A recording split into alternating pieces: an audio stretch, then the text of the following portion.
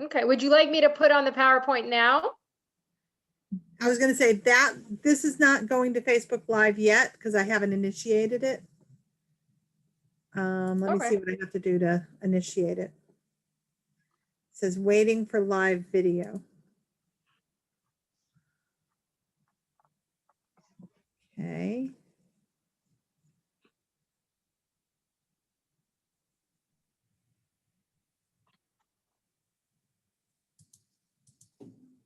Let's see, is it not connecting? You know what? If it's not connecting, I'm just going to reconnect it. We've got a few minutes. Okay. I guess having it sit idle for 20 minutes, it wasn't very happy. Oh, yeah, I guess it does that. It does say recording for Zoom, so I think Zoom's Right. recording. Share on a page I manage. Miami-Dade County Council.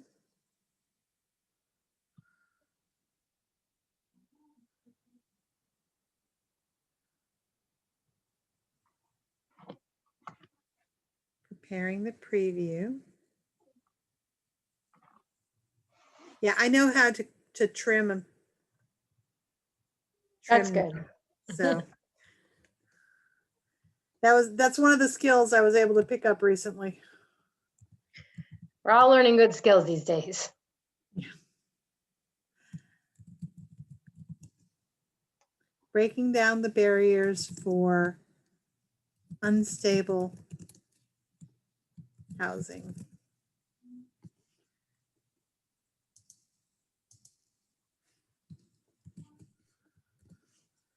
I'm going to tag the location of our main office at the school board building.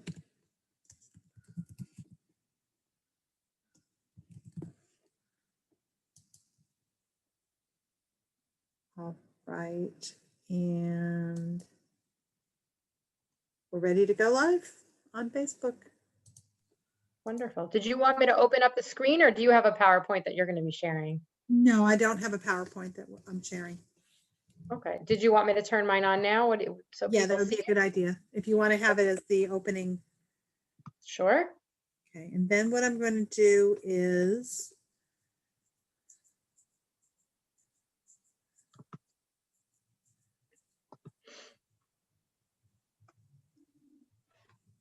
let's see, I'm going to do side-by-side speaker view.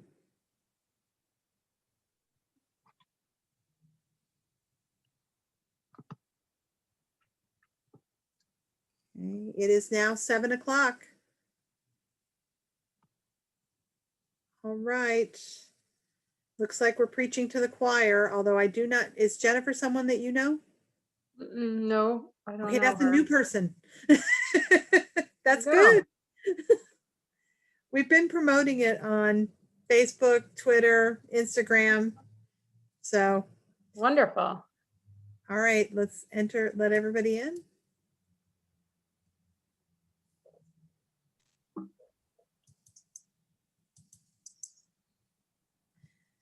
Good evening, everyone. Welcome. Welcome to our workshop on breaking down the barriers for unstable housing. All right. Want me to get started, Jen?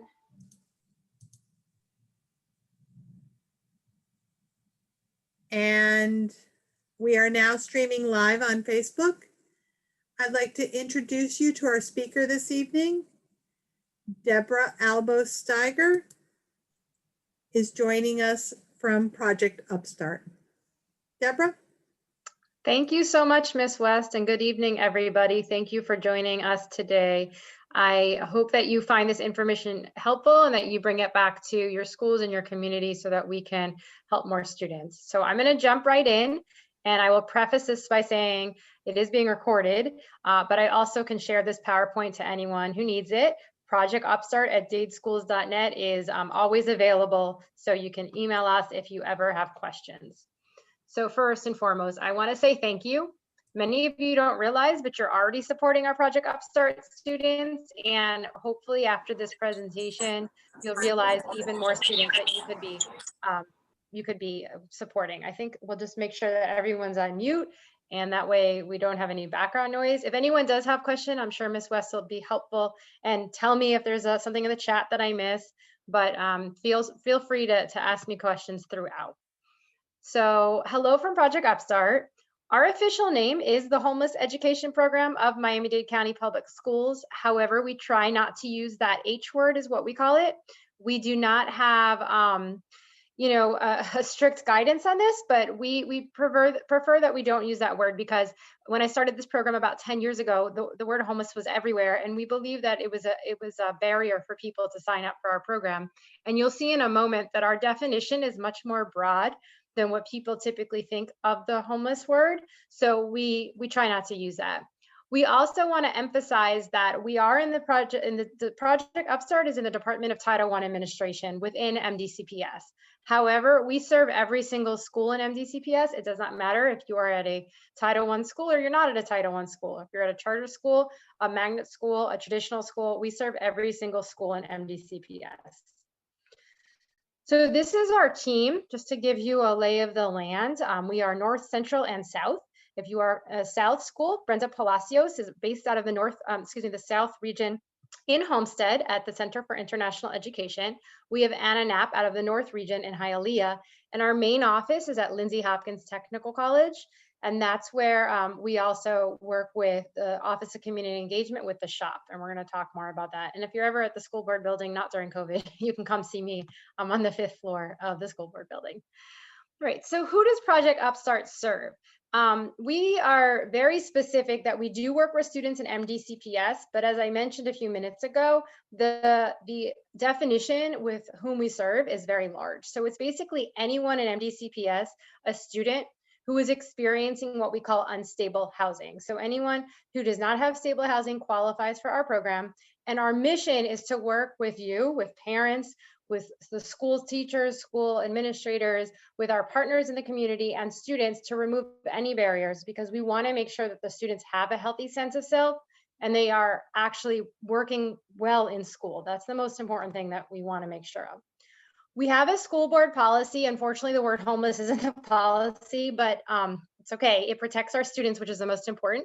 It was unanimously approved, reapproved again in 2018, and I had revamped it at that point. So it's about 9 pages, and it protects our students under the school board policy, which is also under a federal law called McKinney-Vento, and state statute. So there's a lot of protections for our student. So during the pandemic, we've had a very difficult time with the first step of our program, which is identification. Most of the time, people don't walk into a school and go up to the principal and say, I'm homeless. It doesn't happen very often, if at any time. Really what happens is that school staff notice that things are changing and that we do have families in the situation, but they really do not jump out and say, I'm in this situation. It takes time and trust. The pandemic obviously has made this more of a challenge, which is why I asked Ms. West to talk to you, because I'm a firm believer. I'm a PTA-PTSA member of my child's school. I've been a member, I've been very active since my kids were in pre-K at their school and MDCPS school. And I've actually am the box top mom forever until they changed the box top program, but that's who I am. So I am a big believer in the PTA-PTSA. And I believe that with your help, we can actually identify more students. So let me explain to you who these students are. Anybody in MDCPS who attends MDCPS who lacks fixed, regular, adequate nighttime residence, that they don't have stable housing, they qualify for our program. In front of you, what you see is the Department of Education, what we call the McKinney-Vento homeless definition.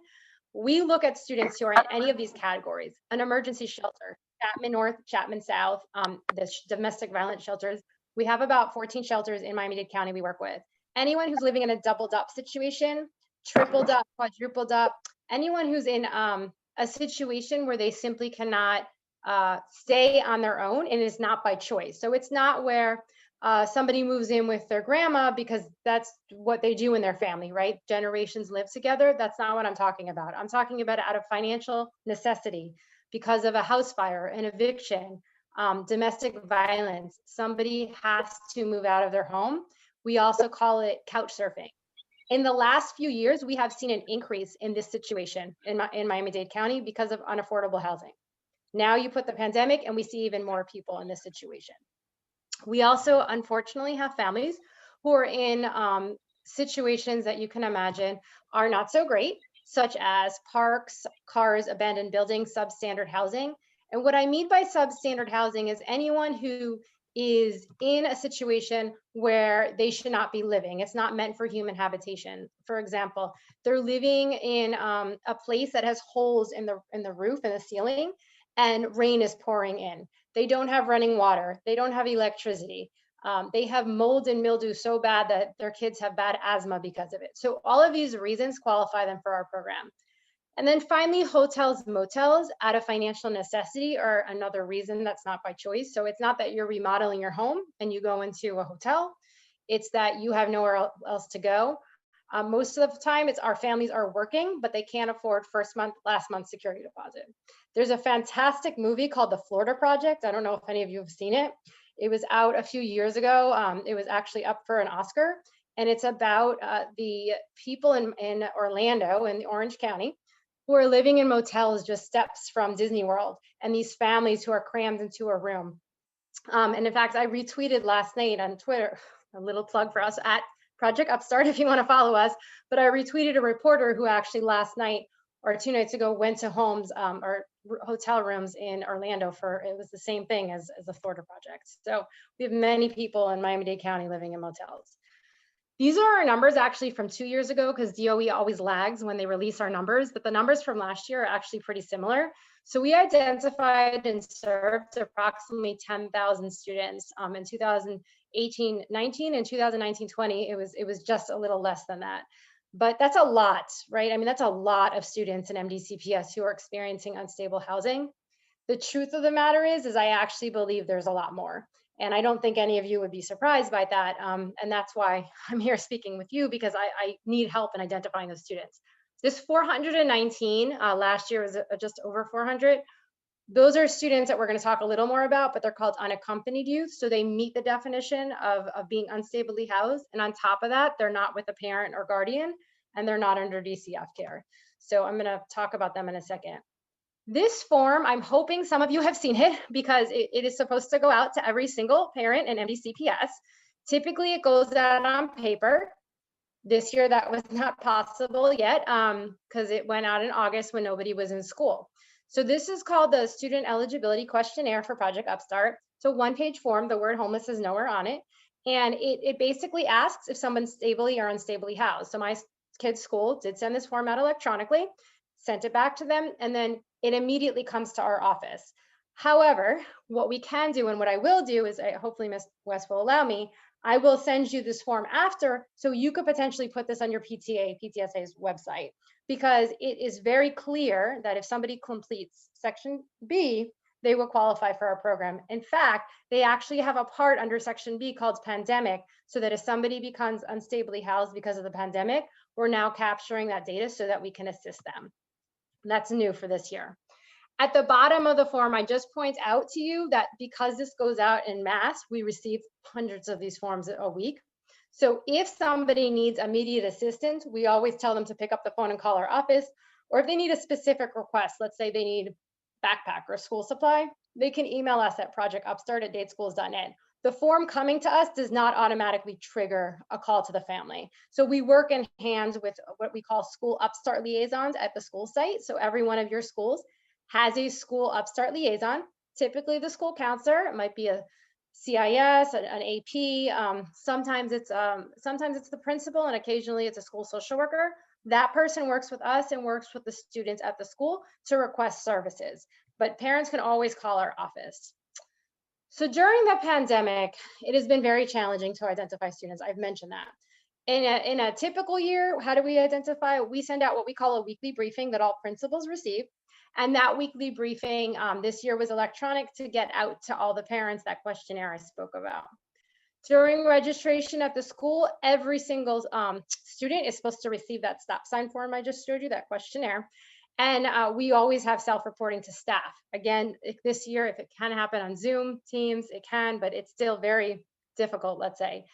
Parents and students often call our office. So I work with the library system, for example, or with different social service agencies, and we'll post our posters there.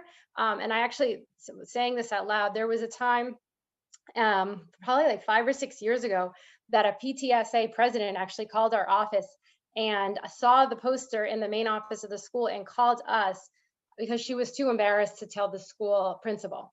And she called us and we talked to her, and we helped her through our program. It is confidential who's in our program.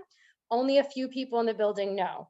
Now, the principal is one of those people. So we tell honestly to a parent who's calling, we're not going to hide from the principal, but teachers do not know. We oftentimes have teachers who do have no idea a student's homeless. It's up to the student to tell the staff that, but we do not share it with the whole building. We're very careful about that.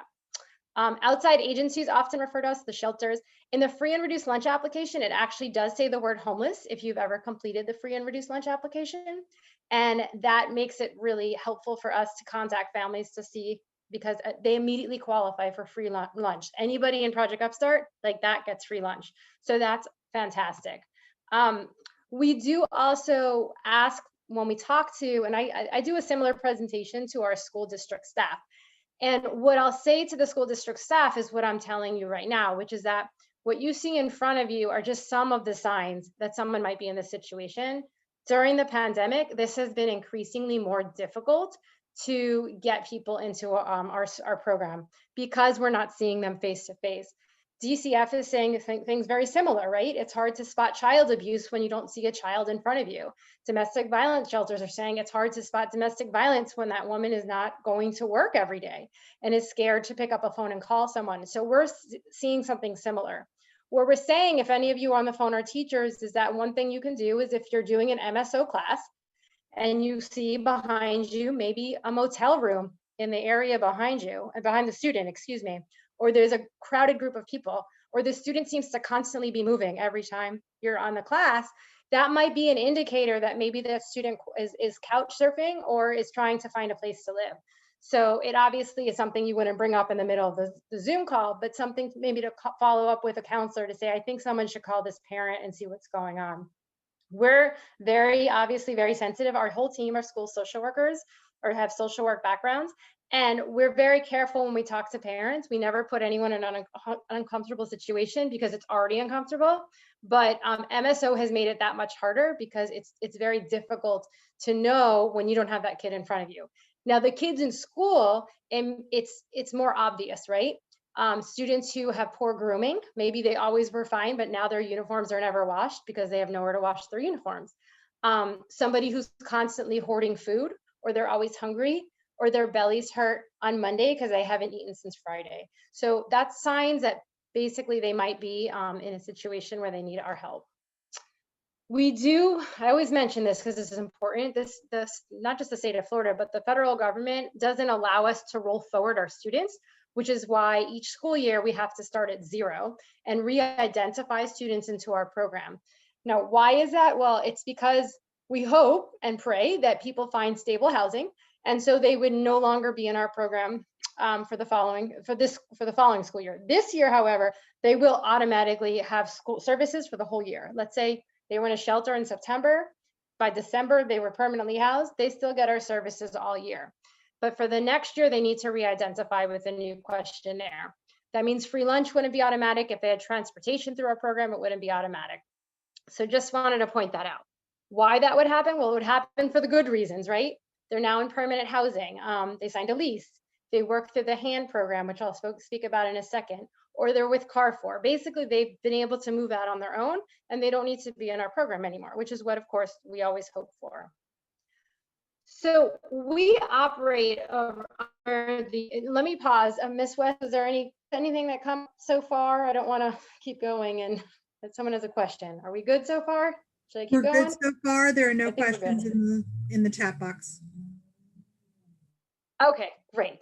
I tend to speak quickly, so if there's something, you can interrupt me whenever you need to. So the Every Student Succeeds Act, just like many of you know, is basically our Bible, if you will, for the school system. It's also the McKinney-Vento Act is in there from 2016. What we know is that our school system, just like any other school system, we have to follow these tasks under McKinney-Vento. But then after this, I'm going to explain what we do above and beyond the law.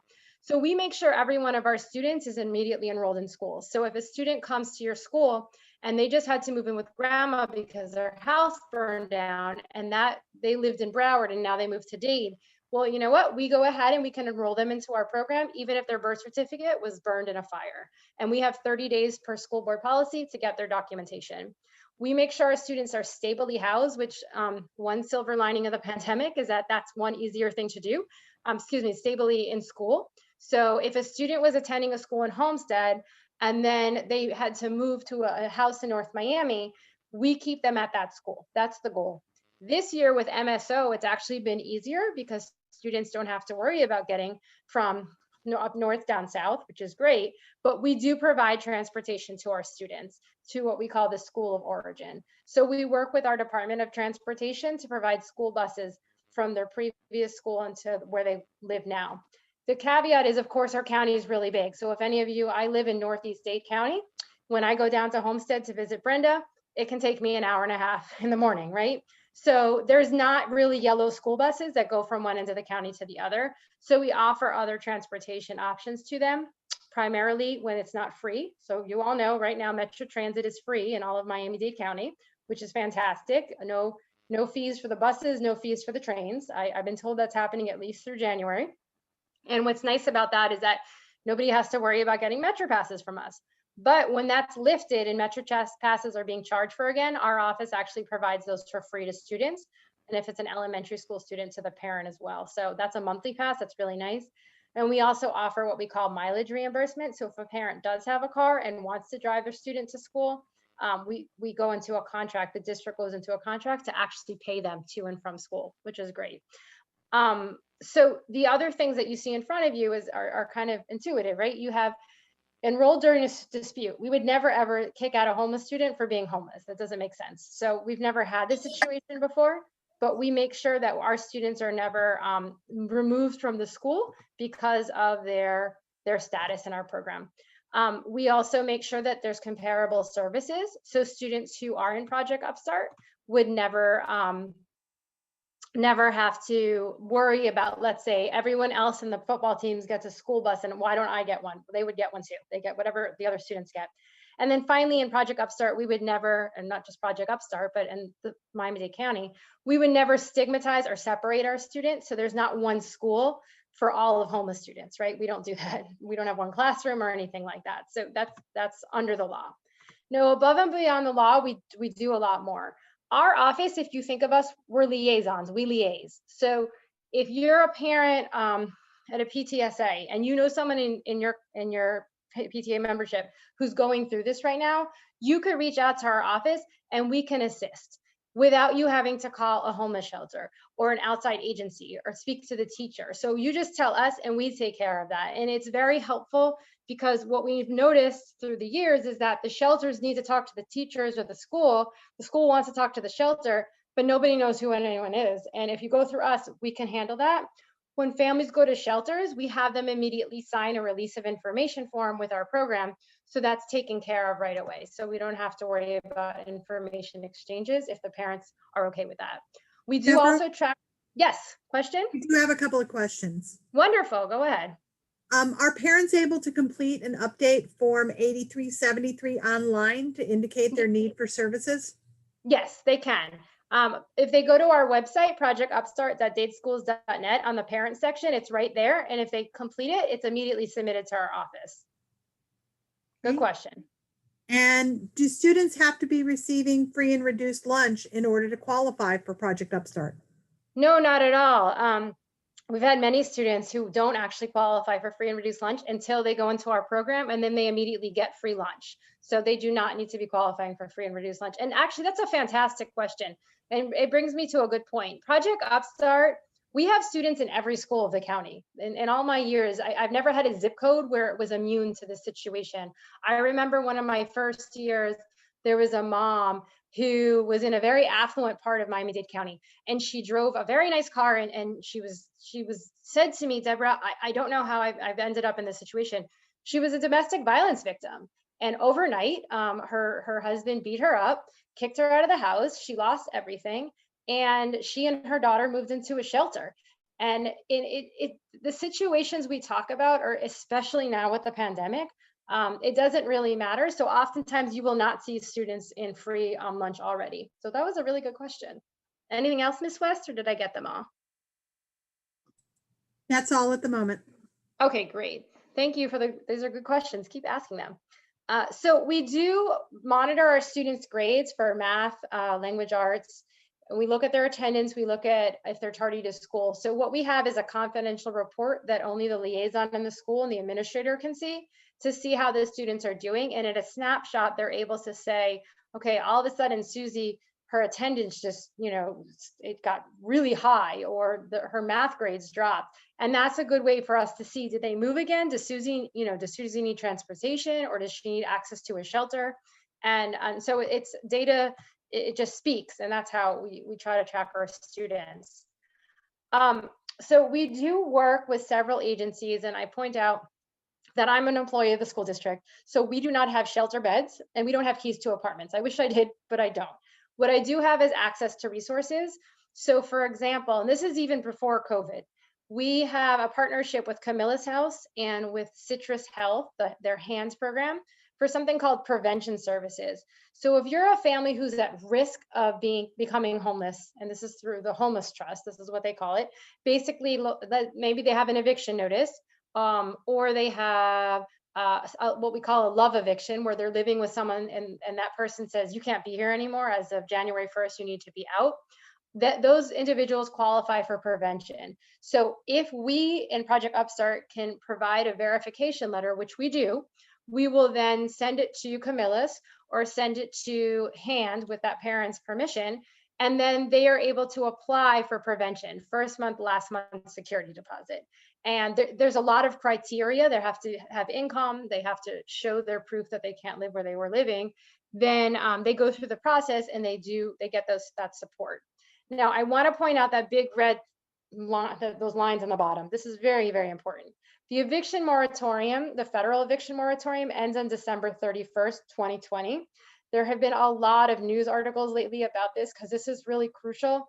Families from March 2020 till now, for the most part, families were really not supposed to be evicted. There was a local eviction moratorium. There was a state eviction moratorium. Those have both expired. The federal one is about to expire.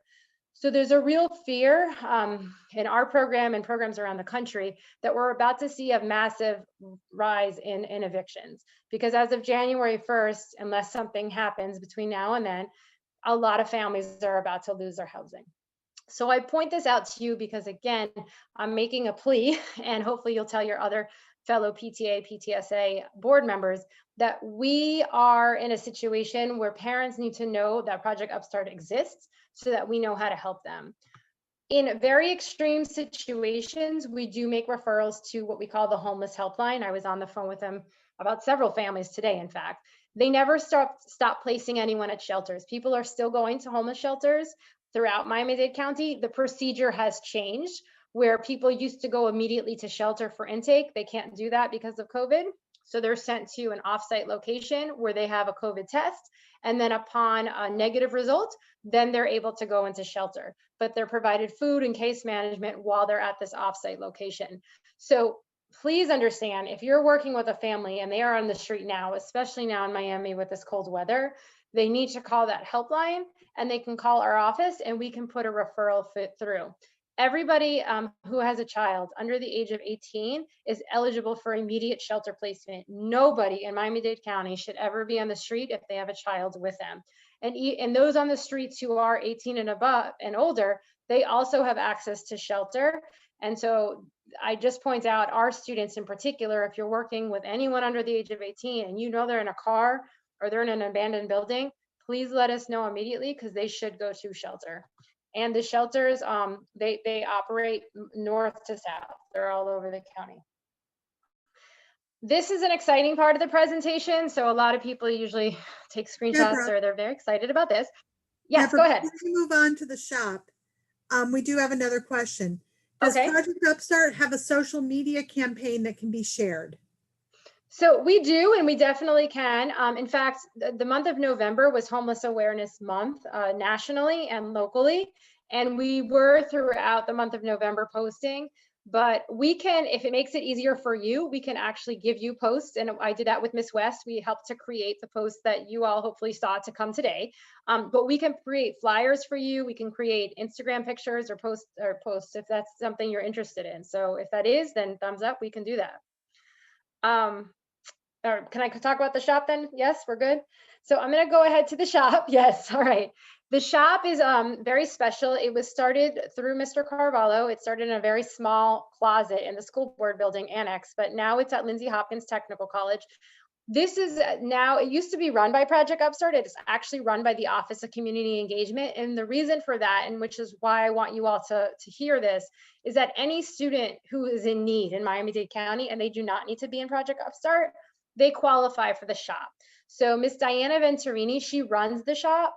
And so if you're working with someone, or you are someone who's in the need of food or clothing or school supplies or toiletries, you actually can have the parent or call your school counselor to schedule an appointment for you.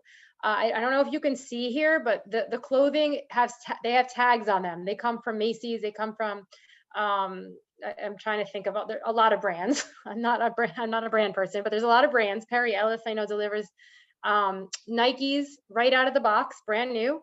Food, Publix delivers food to us. We have backpack school supplies. So these are things that we want to emphasize, because we do have a lot of people in need in our community. If they are Project Upstart students, they simply have to reach out to our office. All the information will be at the end, and we can schedule the appointment for them.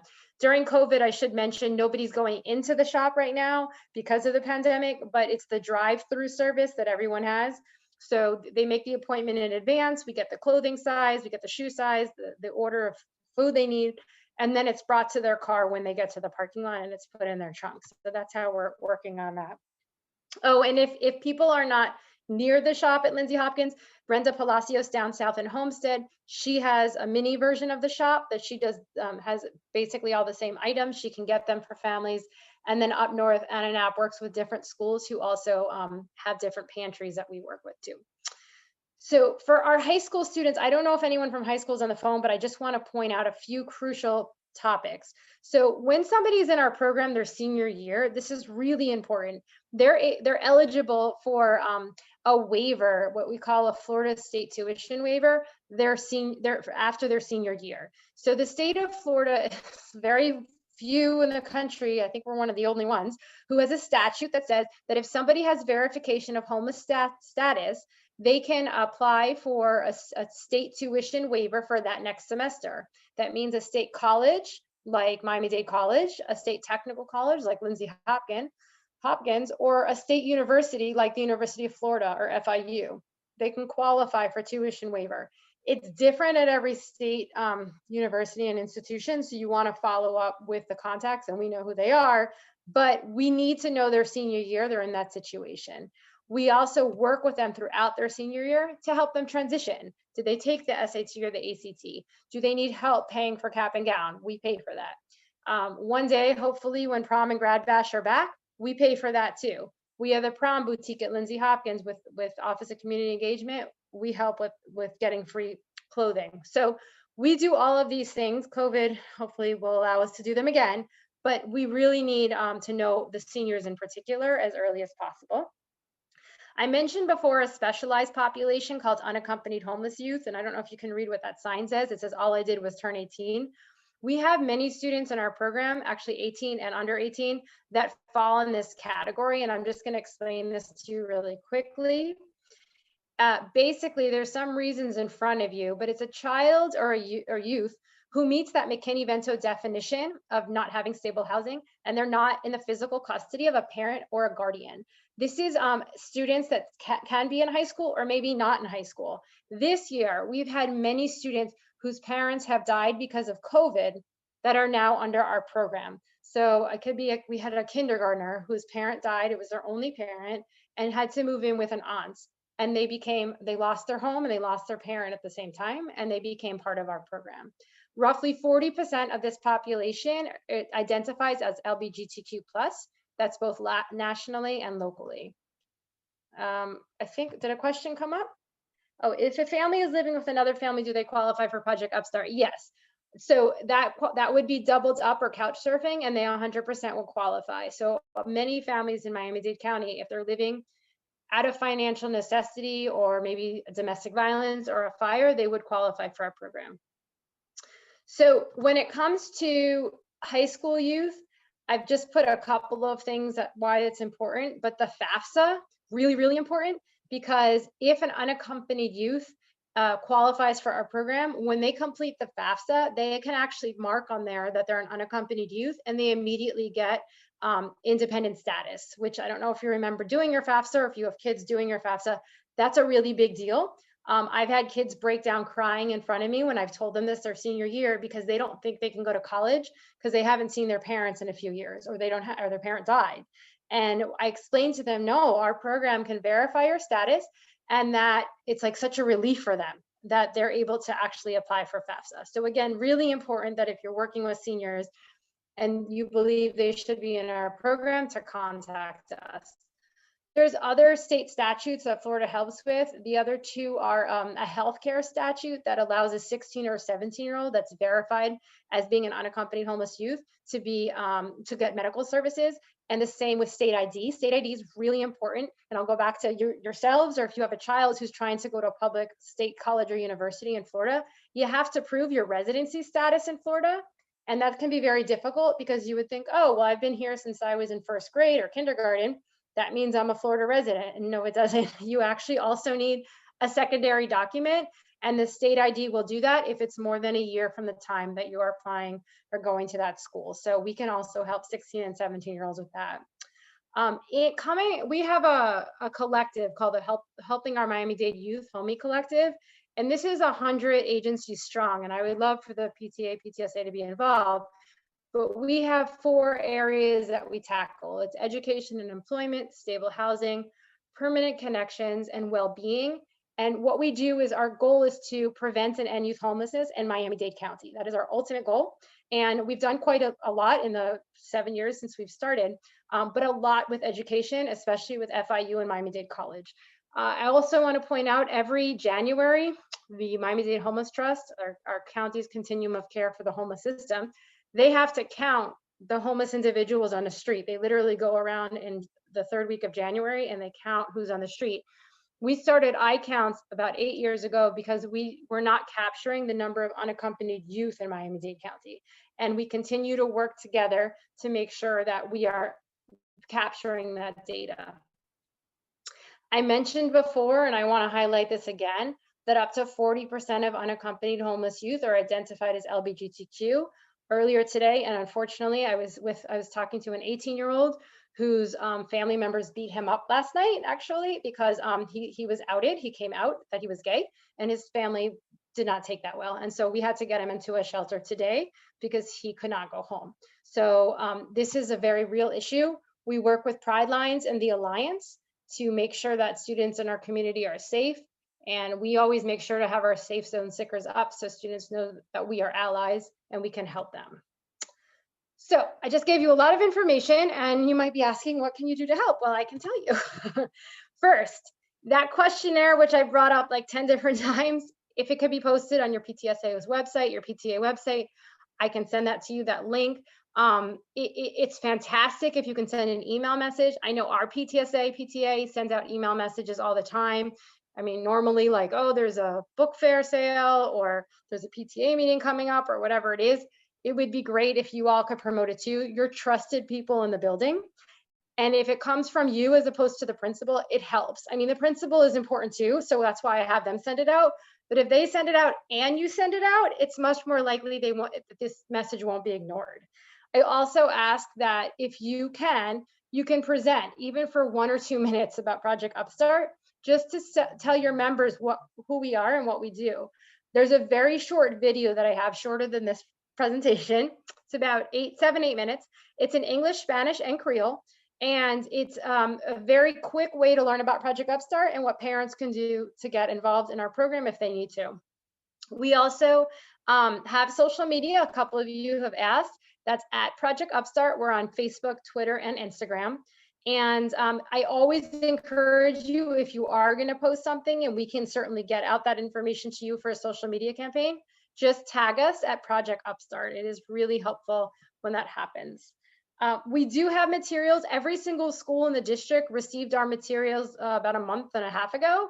So even though parents aren't allowed in the building right now, the students are in the building. And so we have different materials that we have out, and we ask them to put in the cafeteria, near like anywhere the students might go, or of course in the main area of the office where a parent might, hopefully one day everyone will be back allowed into the building. And then finally, this is our contact information. I'm going to leave this one up for a while, but you'll see our phone numbers, you'll see, and all those phone numbers lead to the same place, but depending on who you've talked to, we have different numbers, all the same number. Project Upstart at dadeschools.net, by far the fastest way to get us. Our staff is checking that constantly.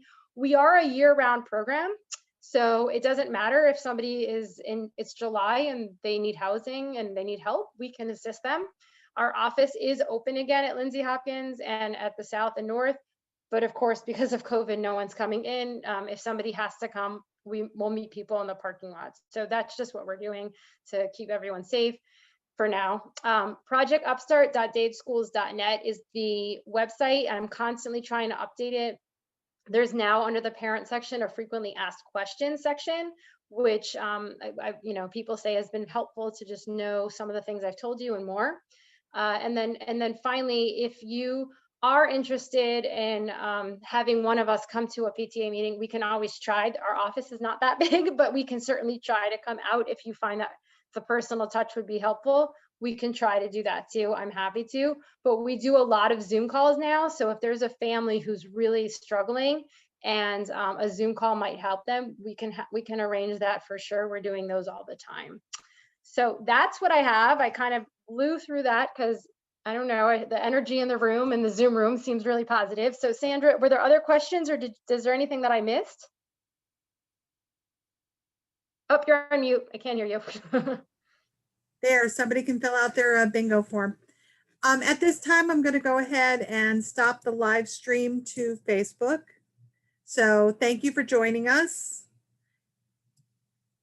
All right, and now we are just in the room. Deborah, are you still there? No, Eliana. Okay, you're good, Deborah. Okay, sorry, my hotspot just died. Can you hear me? I can hear you now. That's okay. That was perfect timing because I stopped the Facebook Live. Perfect. Ladies and gentlemen, I'm going to allow you, if you have any live questions, to unmute yourself and ask. Please raise your hand. We're a small room, so are there anybody with questions? I see someone raising her. Norma's raising her hand. Okay, Norma, go ahead and unmute. Hi, Norma. Well, thank you so much for sharing so much about the program. I had heard about Project Upstart, but I didn't know the depth of it, like how, the different resources you had. So my question is, so you work with, it's the students within the school district, and I know within the school districts, there are early childhood programs. Do you have any, does your outreach cover those classrooms? Because sometimes, the VPKs, all those kind of like they're operating in their own little silos, but I feel like those are the ones that are like the most expensive, to feed and care for. So those families sometimes, they have a lot more hardship. So just wanted to ask if there's any outreach that targets those students. Yes, I love that question. Thank you. We do. We work with our Office of Early Childhood and to get information out there. So I always am presenting to the social workers and the community involvement specialists. And there's the early education centers where we have those school upstart liaisons in the shelters too. So I'm sorry, in the centers too. So they're typically sometimes they're the administrator, Chapman North, Chapman South, it's their assistant principal, but we do work with them. We also, what I've done too is we do target them with a lot of the questionnaires. So we'll try to send them out, especially to Head Start, multiple times of the year. The turnover at some of the programs has been challenging. So I'm constantly having to go and check who's there to make sure they're sending it out there. But you hit something that is so important. You hit the nail on the head. kids under the age of 5, family with kids under the age of 5, nationally is the family with the highest percentage of homelessness in their household. And the reason for that is of course, it's not mandatory, school's not mandatory. So if your child can't get into a Head Start program, for example, and you can't afford daycare, then you can't work. And it's so many people in the shelters, if I showed you the data, you'd be shocked, are kids who are under the age of 5. So our office works really closely with the Office of Early Childhood. So if somebody calls us and maybe we're working with a 7-year-old, we'll always say, do you have a younger child in the home? And they say, yes, actually we have a 2-year-old. And we'll say, are you interested in an early Head Start program? And we'll contact Early Childhood. And this is actually the only case in which a Project Upstart student has priority over anyone else in the program that's on the wait list. So you actually have, it's weighted higher when somebody marks homeless at a Head Start program. That's a federal law. So we do work with them. Yes. Wow, thank you so much. Thank you. Great question. Great question. Other questions? I don't know, I thought I saw a hand. I actually have one, Deborah. Sure. Yesterday, we had the opportunity to hear from Florida PTA on the edu data at the Florida DOE website. Okay. And I had them highlight for me the homeless data at the edudata site. We were looking at, now the data only goes through 2018, 2019 at this point. Yeah.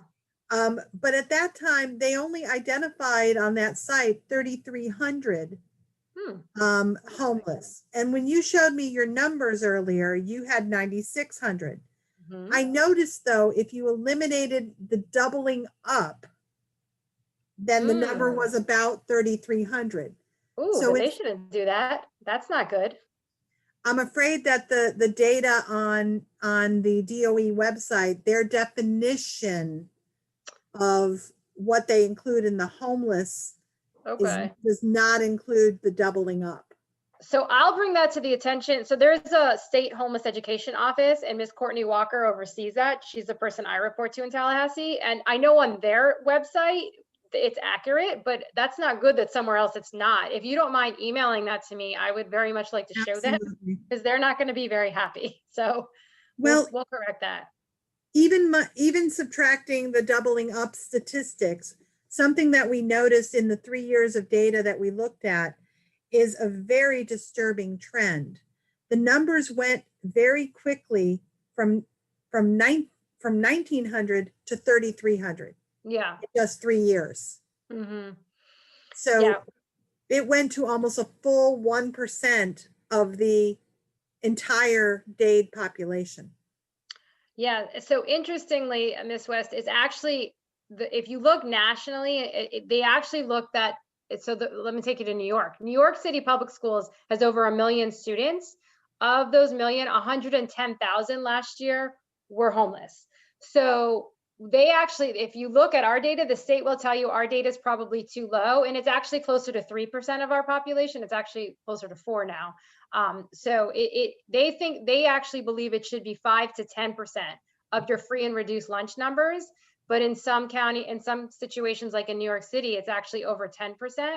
I would say that's our focus when we go to a school is we actually look at the free and reduced lunch numbers. And if they have 1%, but their free and reduced lunch population is 90% of their building, we say something's not right. And that's where we start targeting efforts. So I'm glad you're looking at the data, although it does seem like something's off with that data. And I want to figure out why, because the homeless education website has the data. That's where I get our data from. So please do send that to me, but it is a disturbing trend no matter what. We are seeing an increase through the years of students who are in this situation. And a lot of it has to do with Miami-Dade County. Listen, I moved back here. I grew up here, but I moved away and I was living in Chicago. When I was living in Chicago, I was ridiculously excited moving from Chicago to Miami back in 2005 because the rental market here was amazing. I was able to get a 2-bedroom apartment for less than I was paying for a 1-bedroom tiny apartment in Chicago. 2 years ago, I went back to Chicago and I just started looking on the walls. Our rent in Miami was more expensive than Chicago. But guess what? Our housing, our wages have not gone up. So it's just not, it hasn't. I mean, Miami-Dade County, our wages are still for the whole county, not just the school system or the county. They haven't gone up. So we're seeing that this unaffordable housing crisis, it's real. And then when you put COVID into the mix, it's just exacerbated. And so we're seeing so many more people who are experiencing unstable housing. But again, I believe there's a lot more that we're not getting to because people are don't know about our program. They're embarrassed. And then the one population I forgot to mention, which I should have, the undocumented population of Miami-Dade County. They are very, very frightened to come forward and to tell us they're in this situation because they're fearful of public charge, which is it's a real issue right now. But public charge isn't affected by the public school system. So nobody who's applying for citizenship should get charged. They call it public charge, and get a ding against their application if their child's in the public schools, if their child receives free and reduced lunch, or if the child is in Project Upstart. And why? Because the school system has no way of knowing if somebody's undocumented or not. If somebody tells us, that's fine, but we don't write that down anywhere, and there's nowhere in our system. So the undocumented population in particular is some areas that we target particularly to explain to them that it's okay to be in our program. Oh, thanks for posting that. I'm going to go ahead and copy it so I can look, because that is super strange. Were there other questions?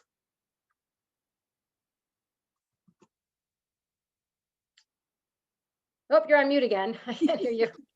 I'm Okay. not seeing any in the chat at the moment. Hello?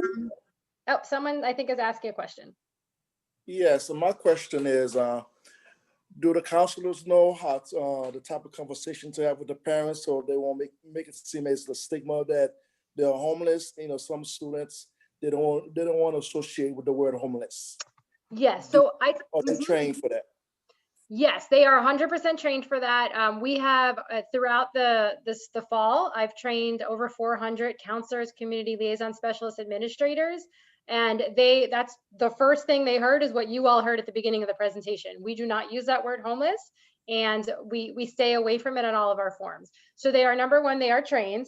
Number two, they also have the information on our end that we provide to them, which helps them. We even have scripts for them on how to have this conversation. So they do know, they are told, and this has changed quite a bit. Even principals will come up to me. Principals, when I used to come into, when I first started, they would come to me, they would actually call me the homeless lady. That's what I would be in the school board building, like, oh, there's a homeless lady. And I'm thinking, that's not a really nice name, but okay, I guess you remember me. Now they purposely will say unstably housed, and it's made such a difference in accessing services for our families that I make it a big deal. That's why I call it the H word. We do not use that H word. But thank you for that question. Thank you, James. I appreciate that. Deborah, thank you for coming and bringing us this very important topic. What I would like to add is that the Miami-Dade County Council of PTAs, PTSAs is currently preparing to distribute technology accessories as part of our COVID grant that we received from National PTA. And as I mentioned, we would like to make sure that your offices have a supply of these technologies, accessories to give out to students who are in need of them. And we will also make sure to contact Diana Venturini to similarly put a supply of these items at the shop. For those of you who are on, you are getting some advance notification here. The items that we were able to purchase under the $15,000 National PTA grant sponsored by TikTok were the things that the students seemed to ask for the most, which were gaming headsets with a microphone, wireless mice,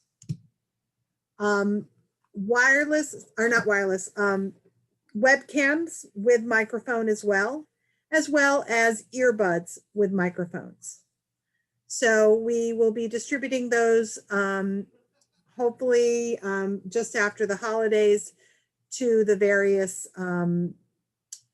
sites for Project Upstart, as well as to any of the Title I schools who have a request for such items.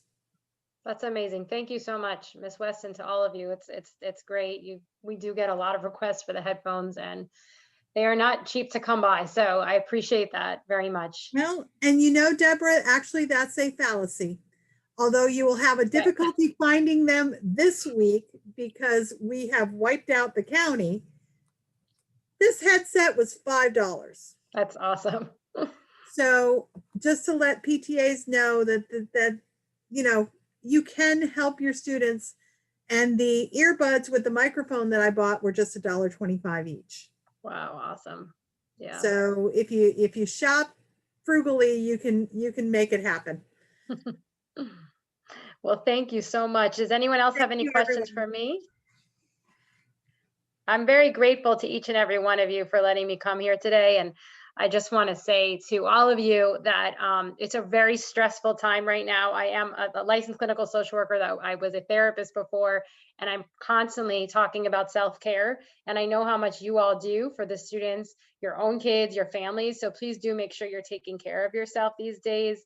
A walk, a run, hugging your dog, hugging your kids, whatever, just something to make sure that you do that. But I thank each one of you. I told you in the beginning, I am a huge fan of the PTA-PTSA.